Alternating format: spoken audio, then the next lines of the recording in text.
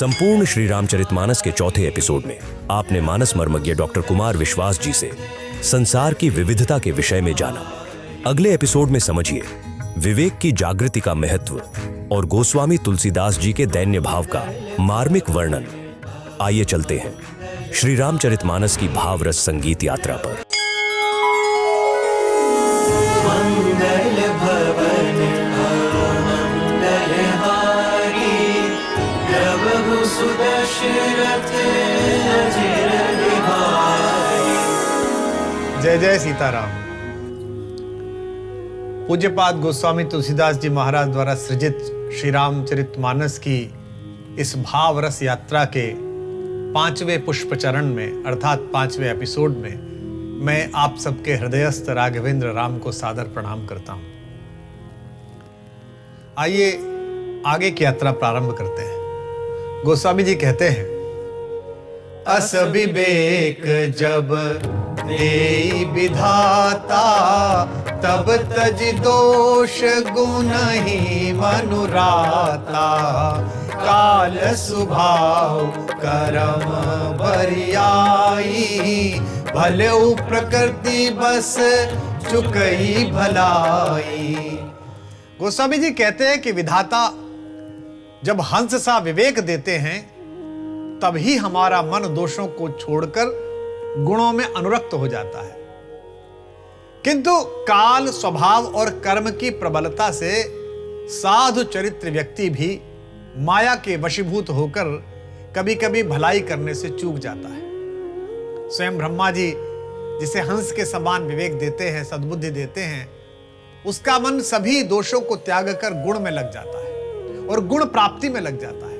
अब देखिए, विवेक प्राप्ति के दो मार्ग हैं, एक है संत सत्संग और दूसरे है विधाता द्वारा प्रदत्त। संत तो गुणों को अपना चुके हैं, दोष को त्याग चुके हैं, इसलिए उनका सत्संग मिलने से विवेक होना स्वाभाविक है। अब विधाता ने ही गुण दोष में सृष्टि बनाई है। गोस्वामी जी ने पहले ही स्पष्ट किया, यदि वे हम में गुण अवगुण का ज्ञान प्रकट करें तो हमें इसका भेद स्पष्ट हो सकता है। एक ही व्यक्ति में गुण भी उपलब्ध है और अवगुण भी उपलब्ध है, लेकिन वह विवेक की यह गुण है और यह अवगुण है, यह विधाता की कृपा से मिलता है। कई बार भले लोग भी काल के वशीभूत होकर पूर्व जन्मों के संस्कारों के कारण प्रारब्ध के प्रभाव में गलत कार्य कर बैठते हैं। काल सुभौ कर्म बरियाई, कर्म की वरीयता के कारण भले प्रकृति बस चुकई भलाई।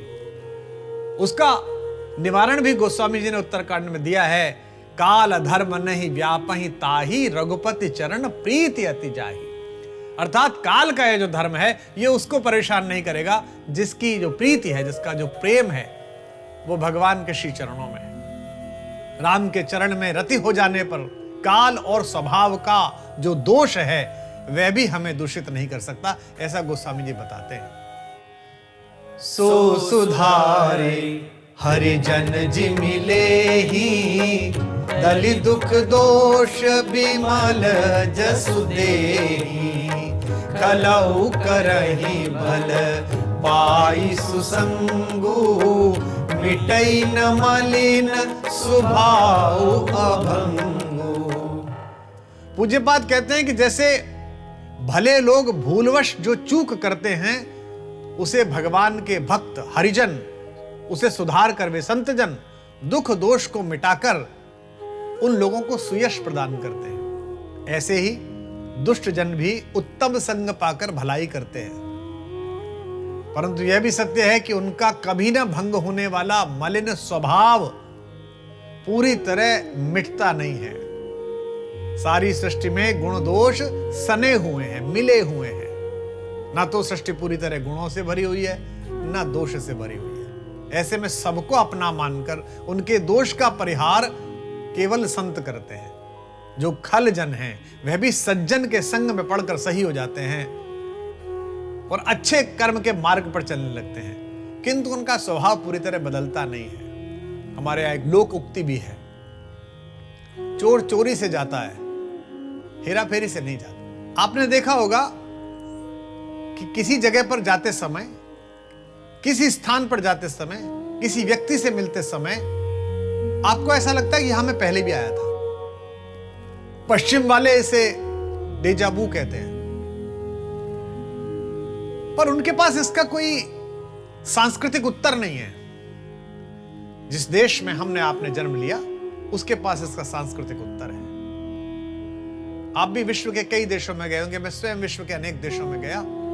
कई गलियों में यह तक पता था कि यह गली तीसरे मकान के बाद मुड़ेगी, और खुद को हमने परीक्षित किया, देखा ऐसा हो रहा है, हाँ ऐसा ही हो रहा है। सैकड़ों लोग, हजारों लोग एयरपोर्ट पे सामने से गुजरते हैं, ट्रेन से गुजरते हैं, ट्रेन प्लेटफॉर्म पर सरक रही है और 4 आदमी बैठे बात कर रहे हैं, उनमें से एक आदमी का चेहरा आपकी आंख में बस जाता है। ये वही है, ये वही है। तो ये जो जन्म जन्मांतर की आपकी प्रक्रिया है, 8 जन्मों पूर्व किया गया कोई संबंध अगर इस संदर्भ में सामने आया, इस जन्म के संदर्भ में सामने आया, तो भी आपकी अंतश्चेतना उसे पहचान लेगी। और यह अंतश्चेतना जितनी प्रबल होगी, यह आत्मा का पक्ष जितना प्रबल होगा, उसे पहचानने की क्षमता उतनी प्रबल होगी। इसीलिए राघवेंद्र सरकार जब वन प्रवास पर गए और सुग्रीव के सचिव वायुपुत्र मारुति नंदन पहली बार सम्मुख सामने आए, तो दोनों ही अलग वेश में थे। राम राम के वेश में नहीं थे, तापस वेश में थे। तापस वेश विशेष उदासी, 14 बरस राम वनवासी।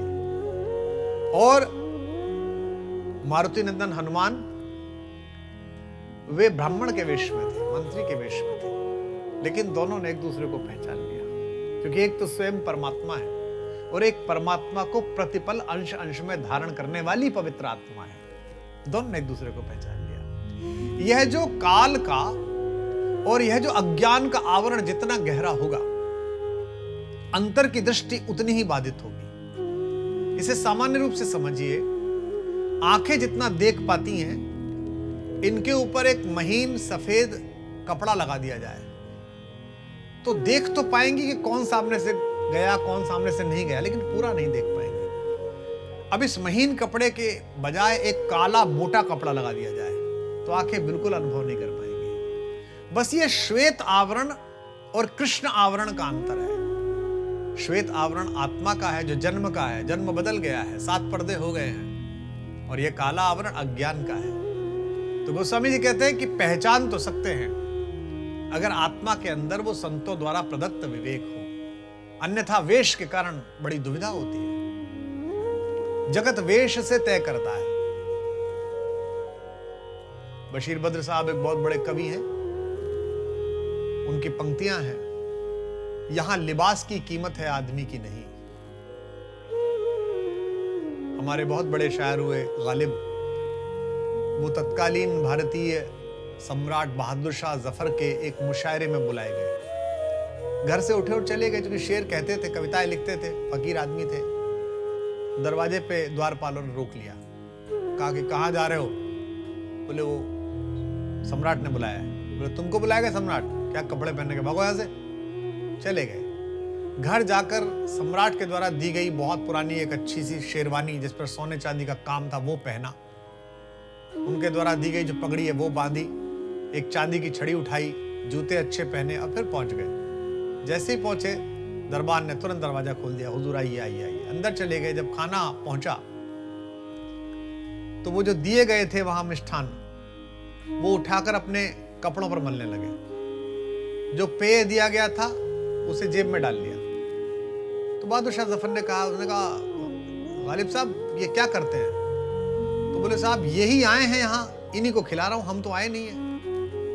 बोले क्यों? बोले हम तो जब आए थे तो रोक दिए गए थे, अब ये पहना है तो आए हैं। तो वेश निर्धारित नहीं करता कि उसके भीतर कौन है। नर्म आवाज, भली बातें, मुकद्दस लहजा, पहली बारिश में ही ये रंग उतर जाते हैं। इसीलिए संपत्ति और विपत्ति दोनों तय करती हैं कि आपका मूल स्वभाव क्या है।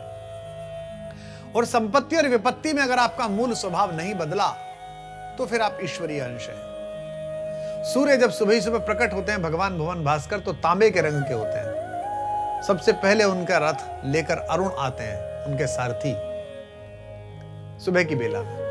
फिर भगवान का दिव्य स्वरूप प्रकट होता है, वो तांबे के रंग के होते हैं। ये उनके उदय का समय है। ये उनके मध्याह्न पर पहुंचने का समय है। यह वह समय है जब पृथ्वी की सारी महिलाएं मंगल कामना लिए हुए लोटे में जल लेकर उनके द्वार पर खड़ी हैं। यह वो समय है जब पृथ्वी के सारे संत आधे अपनी अपनी पवित्र नदियों में खड़े होकर अंजुरी में जल लेकर भगवान के स्मरण के लिए खड़े हैं। ये वो समय है जो पृथ्वी के सब नौनिहाल अपनी पलकों के बाहर भगवान सूर्य की दस्तक का इंतजार कर रहे हैं, प्रतीक्षा कर रहे हैं। ये उनका सबसे अच्छा समय है। लेकिन वही भगवान सूर्य जब अंचलगामी होते हैं, जब जा रहे होते हैं, तब भी तांबे के रंग के होते हैं। उदेत सविता ताम्रः ताम्रे वास्तमेति जय। उगते में भी तांबे के रंग का है, जाते में भी तांबे के रंग का है। महता मेक रूपता संपत्तौ च विपत्तौ च। संपत्ति में विपत्ति में महान लोग एक जैसे रहते हैं, इसलिए वेश तय नहीं करता। गोस्वामी जी कहते हैं, लखि सुबेश जग वंचक जेऊ, वेश प्रताप पूजियहि तेऊ, उघरहि अंत न होई निबाहु, काल नेमि जिमि रावण राहु। पूज्यपाद कहते हैं कि जो ठग हैं किंतु साधु सा वेश बना लेते हैं। सबसे पहले तो महात्मा तुलसीदास का ये साहस देखिए कि वे काशी में बैठकर यह बात कह रहे हैं। श्री अयोध्या जी में मानस का प्रणयन प्रारंभ कर रहे हैं, वहां ये बात कह रहे हैं। यह कहने के लिए जो सत्साहस चाहिए, यह कहने के लिए जो दिव्यता चाहिए, यह कहने के लिए आत्मा में राम का जो निवेश चाहिए, वो उस युग में केवल पूज्यपाद तुलसीदास जी के पास है। जो ठग हैं किंतु उन्होंने वेश साधु जैसा बना रखा है, उनको इस वेश के प्रताप से जगत पूछता है। किंतु एक ना एक दिन उनका चरित्र उघर कर सामने आ ही जाता है और फिर उनका जो हाल होता है, उदाहरण दे रहे हैं, जैसे कालनेमी का हुआ, जैसे रावण का हुआ और जैसे राहु का हुआ। जब आप भगवान राम के अनन्य, उनके जीवन के समस्त इस स्वरूप में प्रकट होने वाले कष्टों के निवारण के लिए अंतिम औषधि के रूप में माने जाने वाले पूज्यपाद गोस्वामी जी बता रहे हैं कि जब बजरंग बली लक्ष्मण जी की मूर्छा को विमोचित करने के लिए, संजीवनी लेने के लिए गए, तो वहां साधु का वेश धरकर कालनेमी नामक रावण का एक राक्षस पहुंच गया और वह भगवत कथा करने लगा, राम कथा करने लगा। जैसा कि हनुमान जी का स्वभाव है कि जहां राम की कथा हो रही है वहां उन्हें रस आता है, आनंद आता है। उन्होंने सोचा कि ठीक है, विश्राम भी कर लूंगा और थोड़ा पहुंच जाऊंगा। वो कथा सुनने में लग गए, किंतु उनके हृदयस्थ ईश्वर हैं। और जैसा मैंने कहा, पूज्यपाद जी के चरणों में निवेदन करते हुए कि वे पहचान गए कि ये साधु नहीं है, ये असुर है, और उन्होंने उसका वध कर दिया। इसी प्रकार रावण भी एक यति का वेश बनाकर, एक साधु का वेश बनाकर श्री हरण के लिए पहुंचा, जगत की श्री का हरण करने के लिए आया। जब अमृत मंथन हुआ तो राहु देवताओं के बीच देवता का वेश बनाकर बैठ गया। थोड़ा सा अमृत पी भी लिया, लेकिन उसका भेद खुल गया। इस प्रकार जो ठग का वेश अंततः किसी भी प्रकार में छुपा हुआ हो, वो उघर ही जाता है, पाखंड की पोल खुल ही जाती है। और पूज्यपाद गोस्वामी जी ने यह बात दोहावली में भी कही, बचन बेस ते जो बनई, सो बिगरई परिणाम, तुलसी मनते जो बनई, बनी बनाई राम। उन्होंने कहा कि वचनों से और वेश से ही जो बनाया जाए उसका परिणाम समाप्त हो जाएगा, और जिसका स्वयं के अंदर से बन रहा है वो ही जीवित रहेगा, जागृत रहेगा। पश्चिम के एक बड़े विचारक हैं, उन्होंने ये बात कही कुछ वर्षों पहले। दुर्भाग्य है कि भारत की नव्य बौद्धिक चेतना हर बात के उद्धरण के लिए पश्चिम की उन उक्तियों को लेकर आती है जिनका उद्भव कहीं ना कहीं भारत की किसी पुरानी उक्ति से हुआ। अभी जो ये बात हमने कही कि आप मूर्ख नहीं बना सकते किसी को, यही बात पश्चिम के एक विचारक ने कहा कि आप कुछ लोगों को सब समय के लिए और सब लोगों को कुछ समय के लिए मूर्ख बना सकते हैं, लेकिन सब लोगों को सब समय के लिए मूर्ख नहीं बना सकते। तो गोस्वामी जी कह रहे हैं कि वेश से और वचन से अंतर नहीं होता, अंदर संतत्व कितना है, अंततः इसी की पूजा होती है, इसी को जगत जानता है। किए हूँ कुबेशु साधु सन्मानु, जिमि जग जामवंत हनुमानु, हानि कुसंग सुसंग दिलाहु, लोकं वेद विदित सब काहू। गोस्वामी जी कहते हैं कि साधु यदि कुवेश में भी हो, खराब वेश में भी हो, तब भी जगत में उसका सम्मान ही होता है। और उदाहरण पूर्वक कहते हैं कि जैसे जामवंत और हनुमान जी, दोनों का वेश सामान्य मनुष्य की तरह नहीं है, वन्य है, लेकिन वेद भी और लोक भी दोनों इस बात को स्वीकार करते हैं कि सत्संगति से लाभ और कुसंगति से हानि होती है, क्योंकि सभी इस तथ्य को जानते हैं कि बाह्य रूप रंग नहीं, आंतरिक गुण महत्वपूर्ण है, अंततः उसी की वंदना होती है। हनुमान जी तो वानर स्वरूप है, विशेष नर, फिर भी कितने मनोहर हैं, कितने सुंदर हैं, कष्टों को कितना हरण करने वाले। उनको देखते ही सामान्य मनुष्य हाथ जोड़ देता है, उसके मन में एक निर्भय विकार आ जाता है। क्यों? क्योंकि उनका हृदय ईश्वर चिंतन में निमग्न है। जामवंत जी वृक्ष प्रजाति के हैं, रीछ हैं, भालू हैं, लेकिन राघवेंद्र राम के कितने सहायक हैं। गोस्वामी जी कहते हैं कि वास्तव में वेद और लोक, शास्त्र और जनमानस को यह बात भली प्रकार से विदित है कि अच्छी संगति करने से लाभ होता है और कुसंगति से हानि होती है। कैसे? अगली ही चौपाई में पूज्यपाद गोस्वामी जी दृष्टांत दे रहे हैं, इतना मनोहर, सुनिएगा। गगन चढ़ई रज पवन प्रसंगा, कीचहि मिलई नीच जल संगा, साधु असाधु सदन सुख सारी, सुमरहि राम देहि गनि गाई। कहते हैं जो धूल है वो वायु का साथ पाकर, वायु जो पंच तत्वों में एक है, उसका साथ पाकर आकाश छू लेती है, और वही धूल जब नीचे जाते हुए किसी दूषित जल का संग करती है तो दूषित जल में धूल मिल जाए तो कीचड़ में परिवर्तित हो जाती है, जिससे आदमी अपना अंग बचाता है। दृष्टांत देते हैं पूज्यपाद की, किसी साधु के घर में अगर तोता मैना हो तो प्रतिदिन राम नाम का स्मरण करते हैं, और किसी असाधु के घर में हो, कसाई के घर में हो, तो गिन गिन कर गालियां देते हैं, मारो काटो पकड़ लो, यही बोलते हैं। धूल पैरों के नीचे पड़ी रहती है, लेकिन जब वायु के संग मिलती है, वायु का संसर्ग पाती है, सत्संग पाती है, तो ऊर्ध्वगामी हो जाती है, आकाश तक उड़ जाती है, उसकी यात्रा उज्जैनी हो जाती है। धूल जब नीचे बहने वाले गंदले जल में जाकर मिलती है तो वह कीचड़ बन जाती है। संसर्गजाह दोष गुणः भवन्ति, संसर्ग से ही गुण और दोष उत्पन्न होते हैं। तोते के दो बच्चे एक साधु के यहां गया, एक नगर के कसाई के यहां गया। जो साधु के यहां था वो राम राम कह रहा है, और जो कसाई के घर गया वो काटो पकड़ो। इसमें तोते का दोष नहीं है, इसमें संगति का दोष है।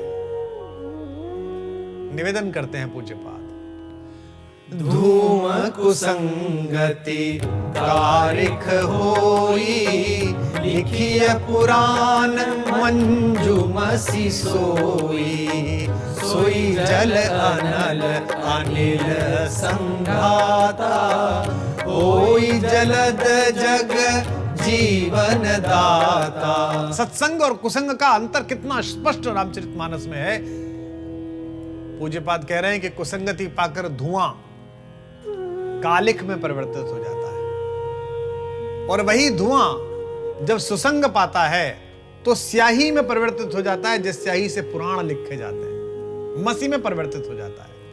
और यही धुआं जब जल का, सूर्य का और पवन का सत्संग पाता है पंच तत्वों में से 3 का सत्संग पाता है तो बादल का रूप लेकर जगत के लिए जीवन दाता बन जाता है।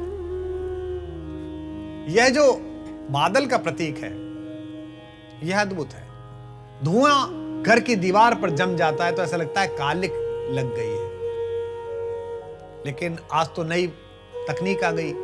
पुराने समय में उस कालिक को हटाकर उसमें थोड़ा सा तेल डालकर कलम में डुबोकर लोग लिखते थे। उसी कालिक से ही पुराण की प्रति बनाई जाती है, धर्म ग्रंथों की प्रति बनाई जाती है। श्री रामचरितमानस की प्रति पहले लोग बनाते थे, सदग्रंथ लिखते थे। और नीचे बहने वाले जल को जब अग्नि का ताप मिलता है, सूर्य की अग्नि का ऊष्मा मिलती है और हवा का सत्संग मिलता है, तो ये नीचे बहने वाला जल ईश्वरीय सत्ता के बिल्कुल निकट पहुंचकर बादल बन जाता है और करोड़ों करोड़ों लोगों पर शीतल वर्षा करके सबकी प्यास बुझाता है। यह सत्संग का प्रभाव है। पर काज ही देह को धारे फिरो परजन्य जथारत वह दर्शो। महाकवि गणानंद हमारे मेरे गृह जिले बुलंदशहर के रहने वाले, उन्होंने बादल की प्रशंसा करते हुए कहा कि दूसरों के कार्य के लिए ही देह को लिए फिरते हो। बादल से बड़ा कोई दानी, कोई परहित करने वाला अवयव नहीं है। लोग बाग दान देते हैं लेकिन स्वयं के लिए बचाकर। हमारे राघवेंद्र सरकार राम जी के वंश में ऐसे अद्भुत दानी हुए हैं, रंतदेव जैसे, जिन्होंने हाथ की थाली दे दी। ऐसे ऐसे दानी हुए हैं जिन्होंने अपने आंगन में आए हुए पक्षी को बाज से बचाने के लिए अपने शरीर का उतना ही मांस दे दिया। राजा शिवी इन्हीं के वंश में, इक्ष्वाकु वंश में ही है। लेकिन बादल को देखिए, वो पृथ्वी के जल के अंश से बढ़ता है, ऊपर पहुंचता है, उड़ रहा है। जैसे कहते हैं ना, आजकल कहते हैं ना लोग, अजी पैसे बहुत आ गए, बहुत उड़ रहा है, अजी ताकत बहुत आ गई, बहुत उड़ रहा है। बादल उड़ रहा है और वो प्रकृति की, पृथ्वी की सारी कालिमा से दूर है। आकाश में वो उज्जवल है, उसके अंदर चेतना है, बिजली है। बादल के अंदर सब कुछ है। एक व्यक्ति को ऊर्ध्व पर पहुंचने के लिए जो जो चाहिए सब बादल के पास है। बादल के पास सूर्य की रश्मियां हैं, बादल के पास जगत का आकर्षण है। लोग देख रहे हैं कि क्या अद्भुत है। कभी उसमें शंकर बन रहे हैं, कभी गणपति बन रहे हैं, कभी राम दिख रहे हैं, कभी बालक दिख रहा है, और वो ऊपर से तटस्थ भाव के साथ पृथ्वी को देख रहा है।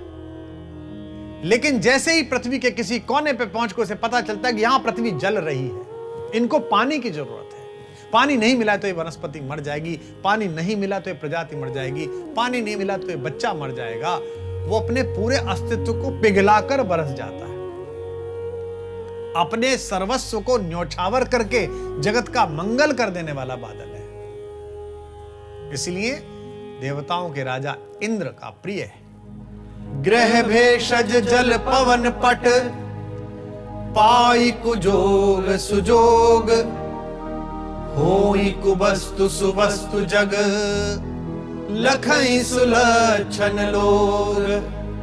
गोस्वामी जी कहते हैं कि विवेकवान लोग यह जानते हैं कि ग्रह, औषधि, जल, वायु और वस्त्र ये कुसंगति और सत्संग पाकर ही कभी बुरे होते हैं और कभी भले होते हैं। अब एक एक करके देखिए क्या अद्भुत व्याख्या है। एक ही दोहे में क्या अद्भुत प्रकार से सजाया है। ग्रह सबसे पहले, एक ही ग्रह योग कुयोग में अलग अलग परिणाम देता है।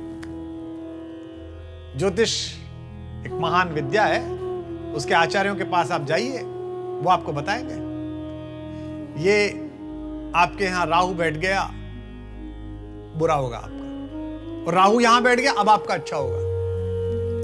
उस ग्रह को अगर सुयोग मिले तो शुभ फल देगा, मंगल ही मंगल होगा। उसी ग्रह को यदि कुयोग मिले तो अशुभ फल होगा। ग्रह, गोस्वामी जी अगला शब्द क्या कहते हैं? भेषज औषधि। इस दवा को गुनगुने पानी के साथ ले लो, फायदा होगा। आपने ठंडे पानी के साथ ले ली, नुकसान हो गया। इसे खाने के बाद दूध पीना, आपने उसे खाने के बाद अमृता छाछ पी ली, नुकसान हो गया। इस खाने के समय कोई ठंडी चीज मत खाना, आपने खा ली, नुकसान हो गया। वैद्य अपनी दवा को शहद के साथ, अदरक के रस के साथ लेने का परामर्श देते हैं। औषधि को भी सही ढंग मिलना, सही सत्संग मिलना उसके शुभ होने के लिए आवश्यक है। और औषधि अगर कुसंग के साथ हो, गलत चीज के साथ हो, तो बुरा हो जाएगा। हमारे कवि सम्मेलनी एक मित्र हैं, ईश्वर उन्हें लंबी आयु दे, वो कुछ कवियों वाले जो प्रारंभिक व्यसन होते थे उनमें डूबे हुए हैं पहले से ही। अब थोड़ा छूट गए, काफी कम हो गया। तो जब मैं नया नया था, मैं देखता था कि वो कार्यक्रम से पहले 2 गोली खाते थे अपने कमरे में। तो मैंने पूछा, दादा ये क्या है? बोले लिवोजिन है, लिवोजिन। क्या किस लिए? बोले लीवर ठीक रखती है। मैं बड़ा प्रसन्न हुआ कि बड़ी चिंता है। थोड़ी देर बाद उन्होंने अपना सुरा। मैंने कहा, दादा ये तो खराब करती है। तो बोले इसलिए तो लिवोजिन खा ली थी पहले ही। वो सोच रहे हैं कि लिवोजिन लीवर ठीक रखेगी और जब ठीक हो जाएगा तो मैं इसे बिगाड़ सकता हूं। तो ये सामान्य बात है कि औषधि तक ऐसा करती है। भेषज के बाद जल आया। जल, पहाड़ से उतरता हुआ कोई भी जल का स्रोत श्री गंगा जी में समाहित हो जाए तो हरिद्वार तक आते आते, बुलंदशहर तक आते आते आप उसी भाव के साथ अनूप शहर में लोटा भरते हैं और कहते हैं गंगा जी। उसे अधर पर धरकर नर वैकुंठ जाता है। अधर पर धर जिसे नर ने, सहज वैकुंठ धारा है। ये गंगा का किनारा है, ये गंगा का किनारा है। यानी कि एक सामान्य जलधारा उतर रही थी। पहाड़ पर किसी व्यक्ति ने अपना नल चलाया और सफाई वफाई की और उसके बाद बचा हुआ पानी बह गया, वो उस धारा में मिला, धारा गंगा जी में बह गई, गंगा जल हो गया। और यही जल अगर कर्मनाशा नदी में चला जाए तो अपवित्र हो गया, आपके कर्मों का नाश हो गया। अगली चीज है पवन। गोस्वामी जी कह रहे हैं यह पवन अगर सुगंध में जुड़ जाए, अगर हवन में जुड़ जाए तो हवा सुगंधित हो जाती है। लोग कहते हैं उधर कुछ हो रहा है, उधर चलते हैं। और यह पवन अगर किसी कूड़े के ढेर के पास से आए तो सांस लेना कठिन हो जाता है। हम सब राजधानी में रहने वाले ये बात जानते हैं। बहुत सारे कूड़े के ढेर ऐसे हैं जिनके पहुंचने से पहले हम अपनी गाड़ी के शीशे चढ़ा लेते हैं कि उधर से दुर्गंध आएगी।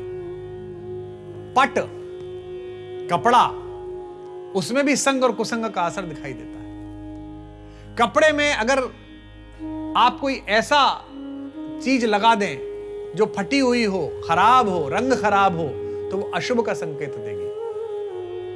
और कपड़े में अगर आप कोई देवता हृदयस्थ हैं, श्री राम जी, अगर इन्हें अंकित कर दे तो ये श्रद्धा का, आनंद का, परमानंद का विषय बनेगा। भगवान के विग्रह पर चढ़ाया हुआ वस्त्र, जगदंबा के सेवा में लगाई हुई चुनरी, जब वहां कार्यरत पंडित जी स्नेह पूर्वक उतार कर किसी सुहागन के सिर पर चढ़ा देते, ले बेटा, तो बड़े आदर भाव के साथ वो उसे घर ले आती हैं कि ये तो यहां से मिला है, ये तो शाकुंभरी देवी से मिला है, ये तो मनसा देवी से मिला है। वह भी कपड़ा ही है, लेकिन एक कपड़ा कितना भी सुदर्शन हो, कितना भी अच्छा हो, एक शव के ऊपर चढ़ा हुआ है तो उसे कोई लाने के लिए तैयार नहीं है। यानी कि ये जो जड़ वस्तुएं हैं, ये तक सत्संग और कुसंग के कारण जगत में आदर और घृणा का पात्र हैं, तो मनुष्य तो बहुत ही अधिक है। विवेकवान लोग यह जानते हैं कि यह सब कुयोग और सुयोग का परिणाम है। सम प्रकाश तम पाख दुहु, नाम भेद विधि कीन, शशि शोषक पोषक समुझी, जग जस अपजस दीन। गोस्वामी जी कहते हैं कि माह में 2 पक्ष होते हैं, पखवाड़े होते हैं। उजाला और अंधेरा समान रहता है एक महीने में, किंतु एक को शुक्ल पक्ष कहा गया और एक को कृष्ण पक्ष कहा गया। कारण, क्योंकि चंद्रमा जब बढ़ता है तब उसे सुयश मिलता है। एक पक्ष चंद्रमा को बढ़ाता है जो शुक्ल पक्ष है तो उसे सुयश मिलता है, दूसरा चंद्रमा को घटाता है इसलिए उसे अपयश मिलता है। चंद्रमा वही है, एक महीने में अपनी कलाओं को प्राप्त कर रहा है। शुक्ल पक्ष और कृष्ण पक्ष में 15-15 तिथि हैं और चंद्रमा में प्रकाश का अनुपात समान है।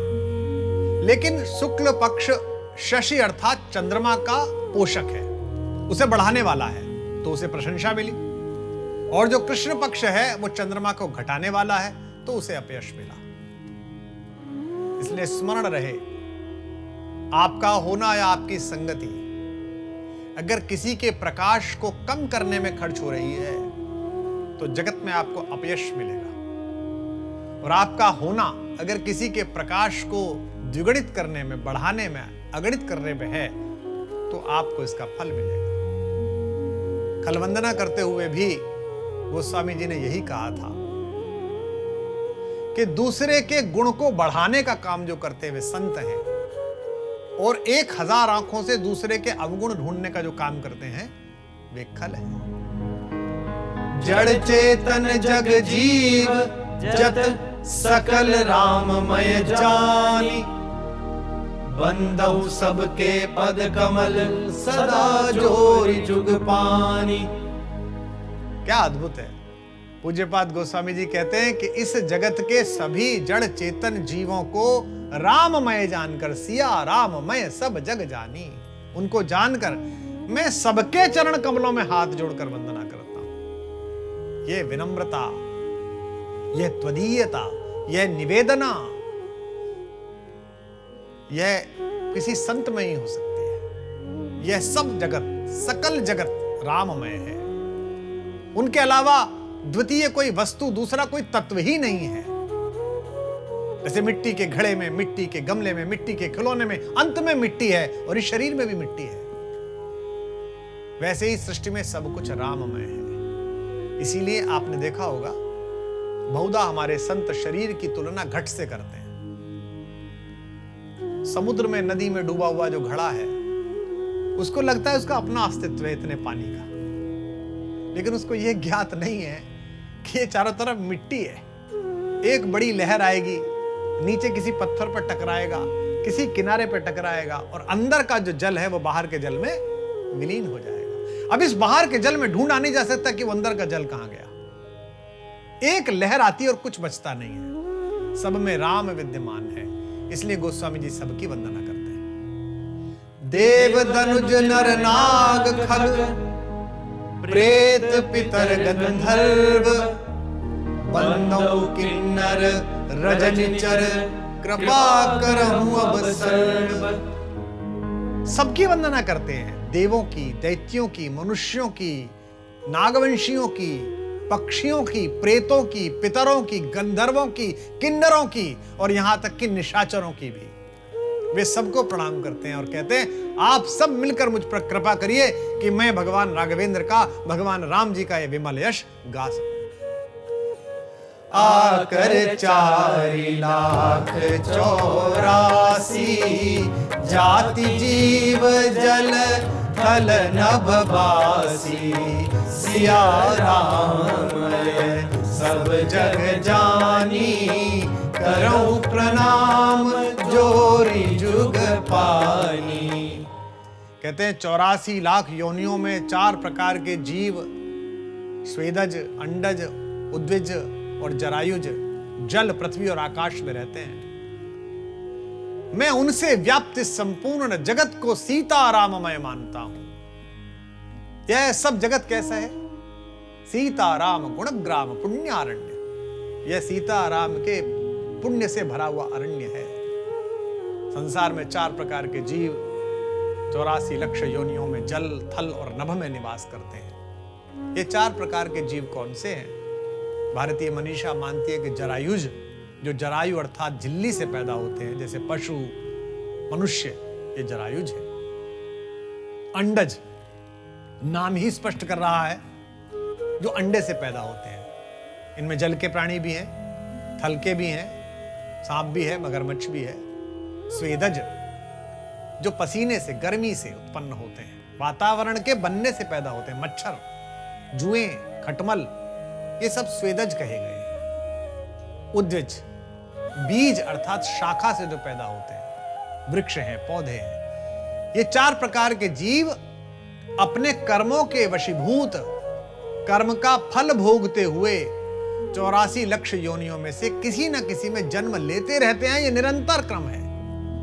किंतु हम मनुष्यों के बारे में शास्त्र में प्रमाण है कि इस 84 लाख योनियों के आवागमन से मुक्ति तभी मिलती है जब एक बार मानव तन मिलता है। जानी कृपा कर किंकर मोहू, सब मिली करहूं छाड़ी छल छोहू। निज बुद्धि बल भरोस मोहि नाही, ताते विनय करहूं सब पाही। गोस्वामी जी कहते हैं कि मुझे अपने बल पर बुद्धि पर तो भरोसा है नहीं। मैं तो आप सबसे बस ये विनती करता हूं कि कृपा की खान जो राम जी हैं, मैं तो उनका दास हूं। बस यही मानकर मुझ पर कृपा कीजिए। और कैसी कृपा कीजिए? छल छोड़कर, किसी प्रकार का विवाद छोड़कर मुझ पर कृपा कीजिए, क्योंकि मैं राम जी का सेवक हूं। इसलिए कोई मेरे साथ छल न करे। रामः केवल प्रेम प्यारा, मेरे कार्य में कोई बाधा न डाले। तो छल क्या है? स्वार्थ ही छल है। स्वार्थ मीत सकल जग माही, सपने हो प्रभु परमारथ नाहि। सब स्वार्थ के ही मित्र हैं, इनके सपने में भी परमार्थ और परोपकार नहीं है। यही छल है। इसीलिए फिर मनोहार कर रहे हैं कि सब तो सीताराम में है, सीताराम जी से कोई छल कर नहीं सकता, और मैं भी सीताराम में हूं, इसलिए मेरे साथ कोई छल ना करे। ये गोस्वामी जी क्यों कह रहे हैं? उनका मानना है कि उन्होंने अपने हाथ में एक दुष्कर और महान और पवित्र कार्य लिया है। इस जगत को श्री रामचरितमानस की संजीवनी प्रदान करने का काम लिया है। जो जगत की बुद्धि मूर्छित है, दुर्व्याख्या के विषय से मूर्छित है, जैसे लक्ष्मण जी की मूर्छा को तोड़ने के लिए संजीवनी की आवश्यकता पड़ी, ऐसे ही जगत की मूर्छा को ध्वस्त करने के लिए राम कथा की संजीवनी उस समय पर आवश्यक थी, आज से 5 शताब्दी पूर्व। सोच कर देखिए उस समय क्या वातावरण था। भारत एक ऐसी संस्कृति के अधीन था जो संस्कृति दूसरे पक्ष को नष्ट करना ही अपनी प्रतिष्ठा का अंग समझती थी, जो संस्कृति दूसरों के शिव मंदिरों का विग्रहों का नाश करना ही अपनी संस्कृति की प्रतिष्ठा मानती थी, जो संस्कृति भयपूर्वक, बलपूर्वक, उत्कोच पूर्वक अपने विचार में लोगों को परिवर्तित करा रही थी, उस भीषण और अनवरत पलायन को रोकने के लिए एक राम बोला ने संकल्प लिया और रामचरितमानस नाम का एक ऐसा आयुध भारत को दिया, एक ऐसी संजीवनी प्रदान की कि उसके आगे शीश झुकाकर उस विधर्मी संस्कृति के आतंक से ढके हुए 500 वर्ष के भारत के आस्तिक ने कहा कि ये तो बहुत छोटे छोटे दुष्ट हैं, ये तो 5-5 हजार की संख्या में, 10-10 हजार की संख्या में ऊंट पर बैठकर आए हैं, इनसे क्या डरना, इनके कारण अपनी लोक मान्यता क्या बदलनी, इनके कारण अपने धर्म में क्या परिवर्तन करना, जब वो सबसे बड़ा दुष्ट जो कुबेर के घर पर कब्जा करके बैठा हुआ था, जो शिव भक्त था, जो ब्रह्मा की परंपरा में था, उत्तम कुल पुलस्त मुनि नाती, जब उसको घर में जाकर सत्य के प्रतीक मेरे राम ने पराजित किया, तो ये तो बहुत छोटे हैं, राम इन्हें सबको समाप्त करेंगे। और भारत के प्रत्येक मनुष्य के मन में ये चेतना जगी कि समर्थ बड़ो सुजान सुसाहिब राजा राम जगत विजयी हैं, एक ना एक दिन राजा राम इस जगत का विजय कर लेंगे। देखिए युद्ध में दोनों पक्ष अपना अपना हथियार इस्तेमाल करते हैं।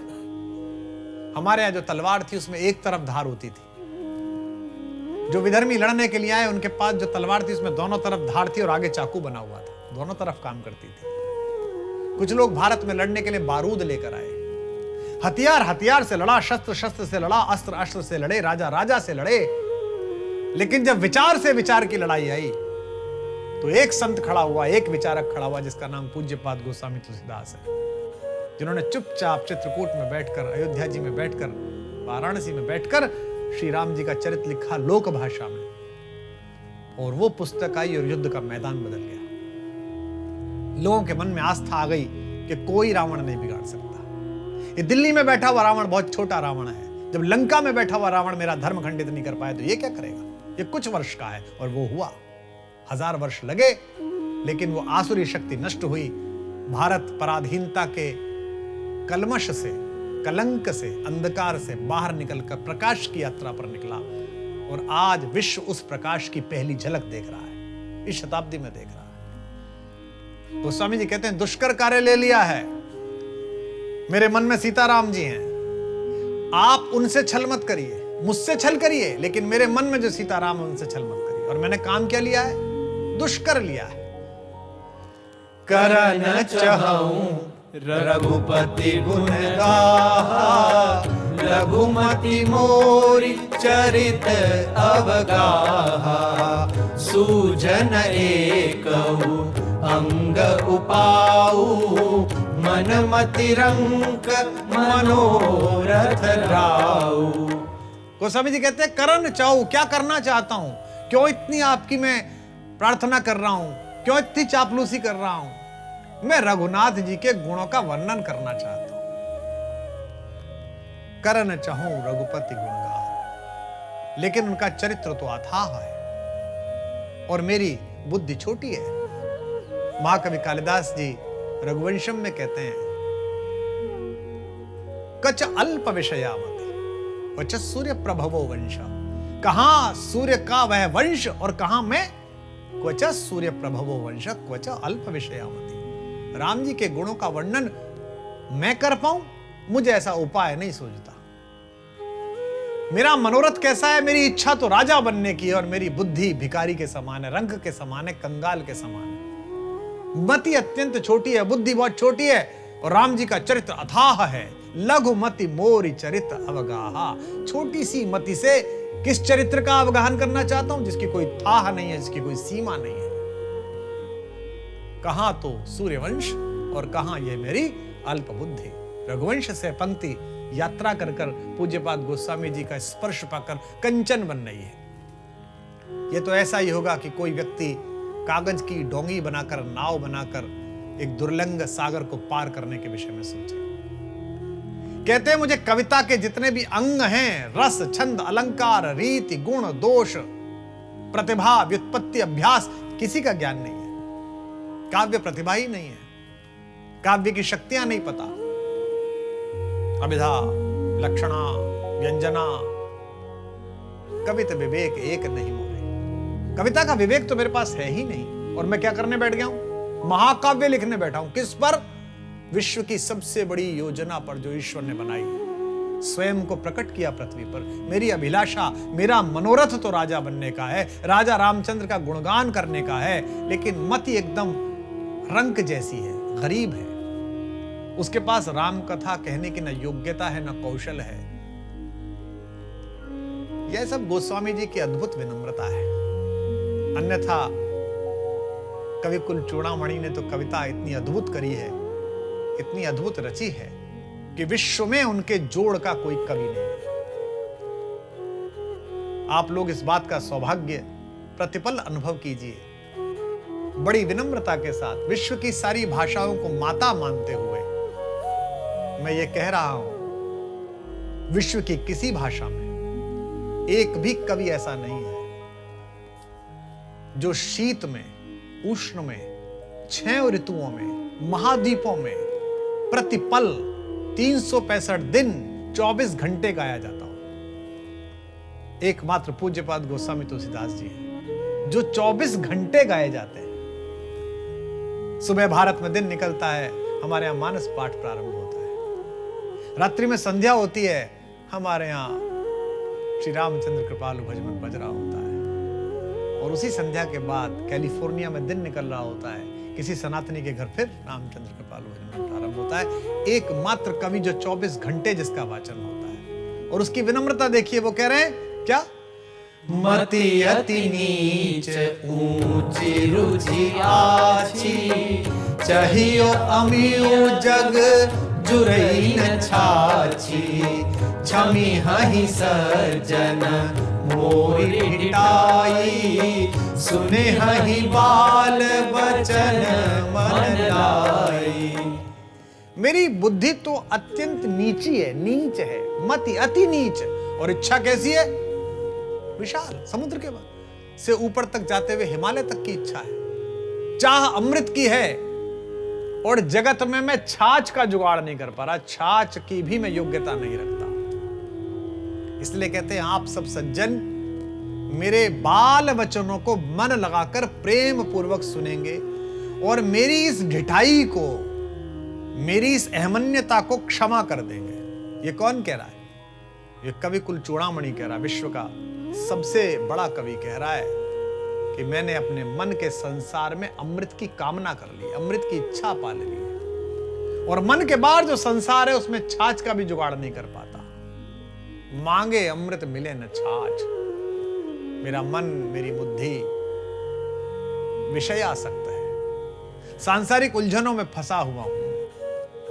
इसलिए गोस्वामी जी कहते हैं, मैं आप सभी सज्जनों से विनती करता हूं, क्षमी ही सज्जन मोर ढिठाई, मेरी इस ढिठाई को क्षमा कर देना। कुछ योग्यता ना होते हुए भी मैं जो यह रामकथा कहने की धृष्टता कर रहा हूं आपसे, ये कैसे मानिए? ये ऐसे जैसे बच्चा आपसे कुछ बात कर रहा।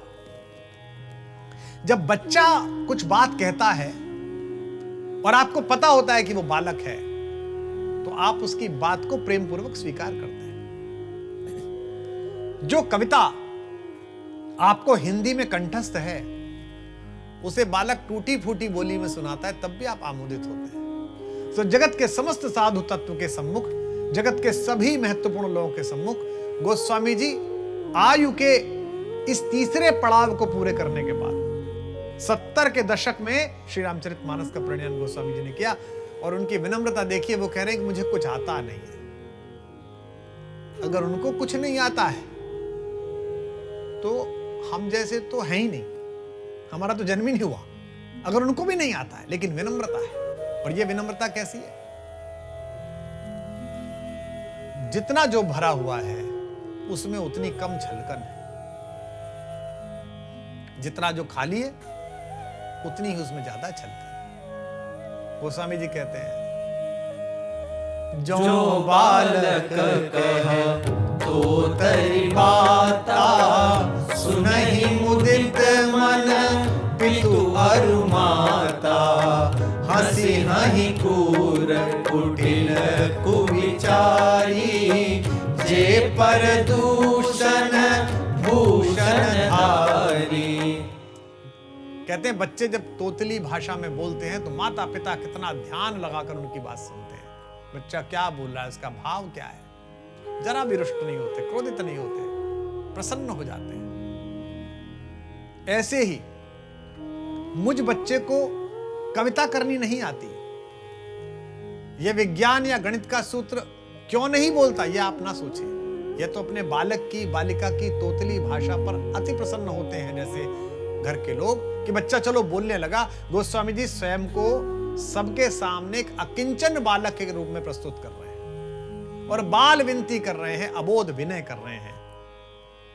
इतना होने पर भी गोस्वामी जी जानते हैं कि कुछ लोग तो ऐसे अवश्य मिलेंगे जो उनके इस सत्कर्म के विरुद्ध बोलेंगे, जो उनकी कविता के विरुद्ध बोलेंगे, उनकी कटु आलोचना करेंगे, उनकी कविता को नकारेंगे। और ऐसा हुआ भी।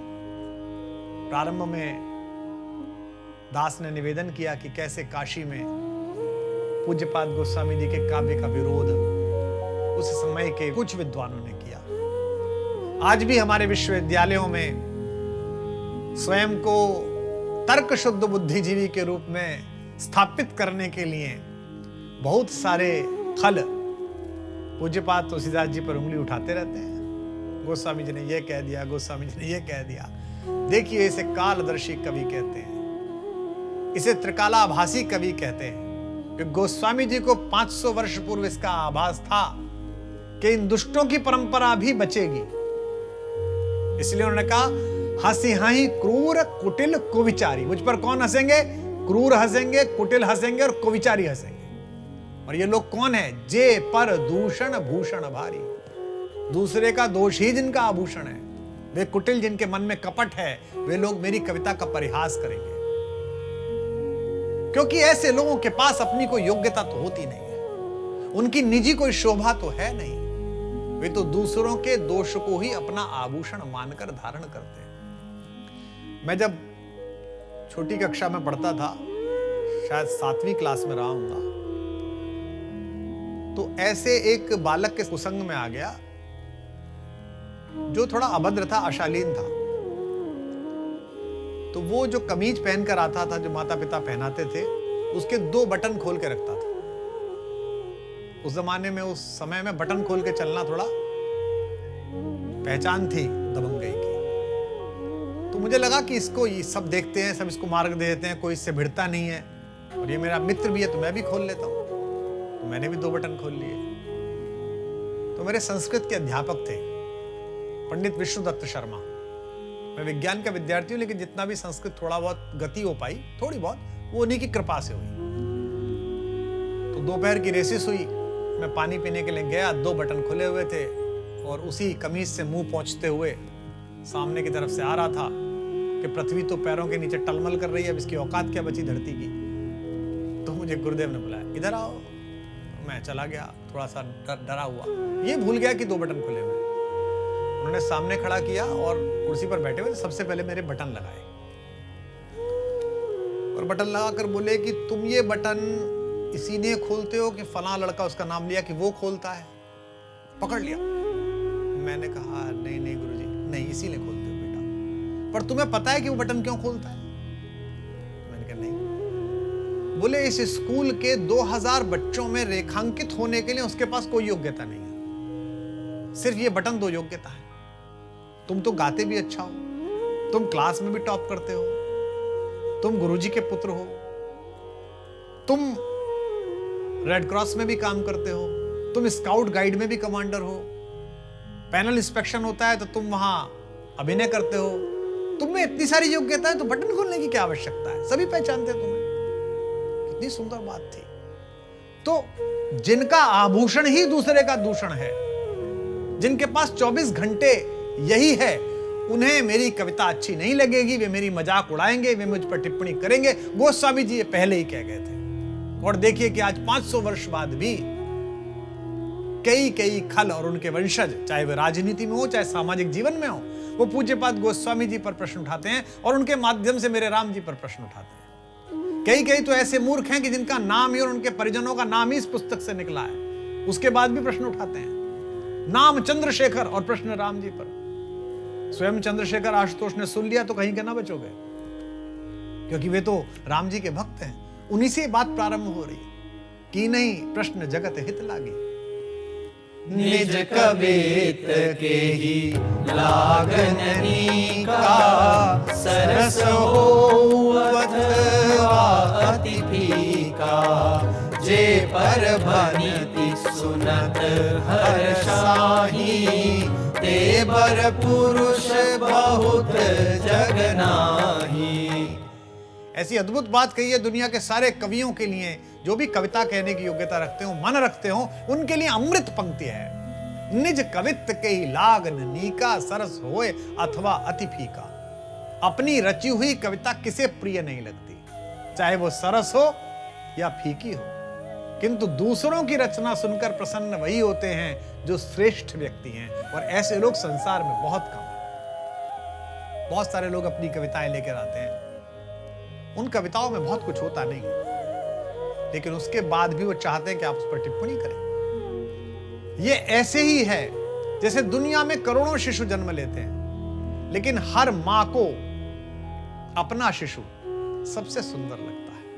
आपकी कविता में लाख दोष हो, काव्य का कह भी ना आता हो, लेकिन दूसरों का दोष दर्शन करने में जो लोग सदैव आगे रहते हैं, गोस्वामी जी उनको भी चिन्हित कर रहे हैं। ऐसे ही लोगों से संसार भरा पड़ा है, जिनके मुख से प्रशंसा के 2 शब्द निकलने से पूर्व अभ्यासवश उनकी जिह्वा ऐंठने लगती है। हालांकि ऐसे नैतिक अंधकार के बीच भी आशा का कोई ना कोई दीप सदैव प्रज्वलित रहता है। जे पर भनिति सुनत हर साही, ते बर पुरुष वरेण्य पुरुष बहुत जग नाही। लेकिन है, ये नहीं कह रहे कि नहीं है, बहुत नहीं है, गुणग्राहक हैं, पर उनकी संख्या अधिक नहीं है। कहते हैं ऐसे वर पुरुष वरेण्य लोग, ऐसे विशाल हृदय लोगों की संख्या उंगलियों पर कम है, जो दूसरों की कविताएं सुनकर, उनका काव्य सुनकर, उसे पढ़कर प्रसन्न हो जाएं। गोस्वामी जी ये कह रहे हैं, जग बहु नर सर सरि सम भाई, जे निज बाड़ी बढ़ही जल पाई, सजन सकृत सिंधु सम कोई, देखि पूर विधु बाढ़ई जोई। गोस्वामी जी कहते हैं कि भैया, जगत के जल को पाकर अपनी ही बाढ़ से बढ़ने वाली नदियां और तालाब तो बहुत हैं। तुम में पानी आया, तुम बढ़ गए प्रसन्न हो, लेकिन चंद्रमा को बढ़ते हुए देखकर प्रसन्न होकर छलांग मारने वाले समुद्र जैसे लोग कितने हैं। नदियों में बाढ़ आई, तालाब में पानी आया, अधिक पानी आ गया, स्वयं को कुछ मिला तो बढ़ गए, आपको यश मिला आप बढ़ गए। लेकिन समुद्र जैसे व्यक्ति जो दूसरों का सुख देखकर, उनकी सफलता देखकर आह्लादित होते हैं, आनंदित होते हैं, ऐसे लोग कितने हैं। सागर चंद्रमा को बढ़ता देखकर, पूर्णमासी का चंद्रमा देखकर उछलने लगता है, ऊंची ऊंची लहरें उठाता है। अब विज्ञान इसको वैज्ञानिक दृष्टि से देखता है, कविता इसको कविता की दृष्टि से देखती है। हम कविकुल चूड़ामणि गोस्वामी तुलसीदास जी की दृष्टि से कह रहे हैं, जो कवि की दृष्टि है वो से ऐसे ही देखते हैं कि चंद्रमा का रूप जब बढ़ा, उस पूर्णता को प्राप्त करते हुए चंद्रमा को देखकर समुद्र आनंद से हिलोरें लेने लगा। जीवन का सूत्र भी यही है, दूसरों के सुख में जो सुखी रहेगा वो परमानंद पाएगा। लेकिन जब तक अपने मन को आप इतना विस्तार ना दे दें, आप इतना उदार ना बना लें कि सबके सुख दुख को स्वयं का सुख दुख मान सकें, तब तक संकीर्णता बनी रहेगी।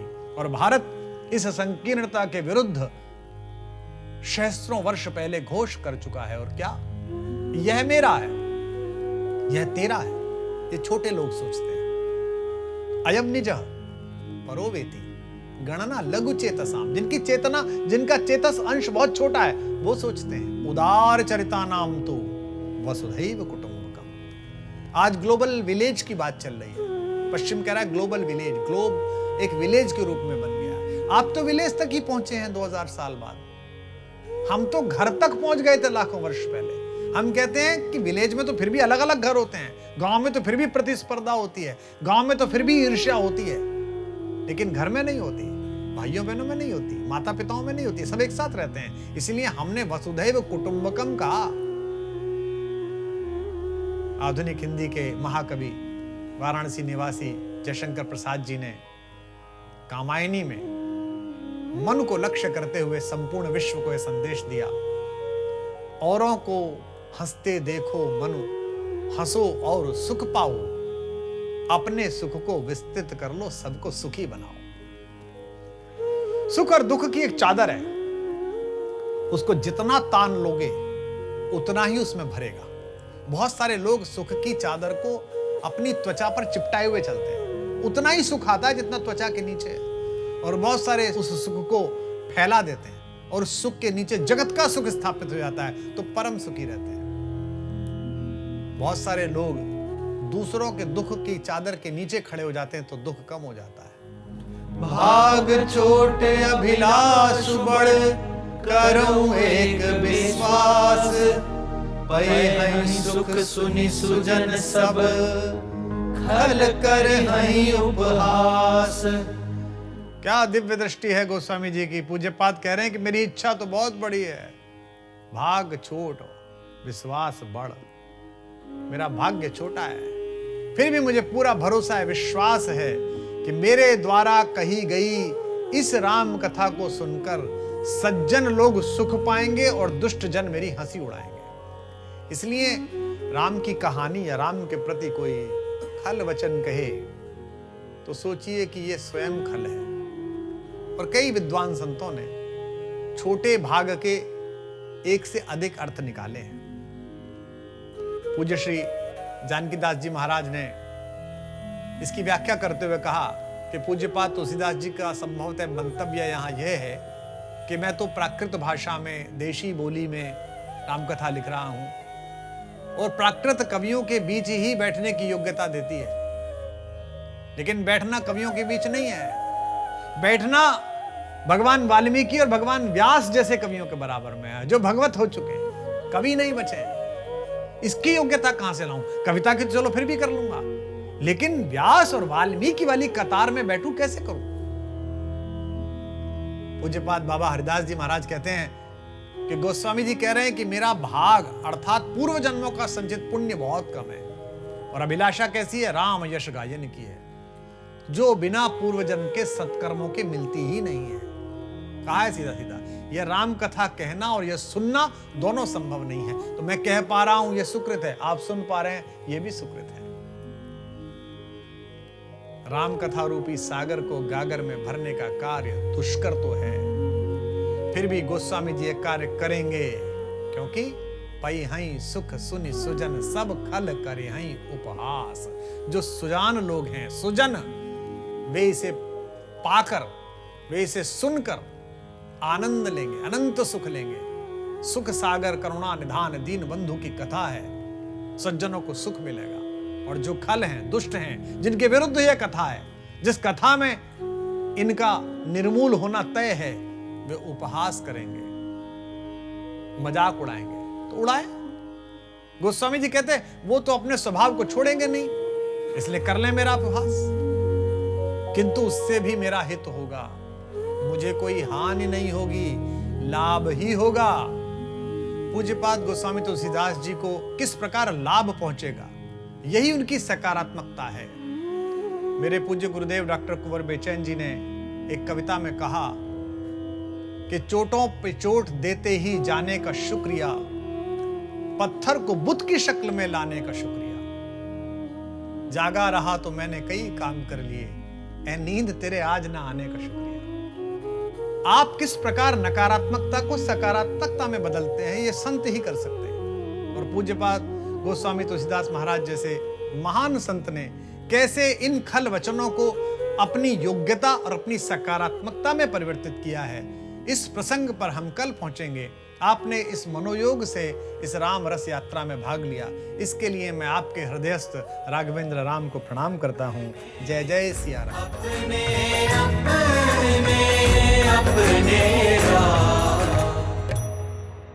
संपूर्ण श्री रामचरितमानस के 5वें एपिसोड में विवेक और विनम्रता का भाव सामने आया। अब अगले एपिसोड में श्री राम कथा मर्मज्ञ डॉक्टर कुमार विश्वास जी बताएंगे कि श्री राम कथा किसे प्रिय लगेगी और किन लोगों को यह कथा रुचिकर नहीं लगेगी। आइए चलते हैं श्री रामचरितमानस की भावरस संगीत यात्रा पर।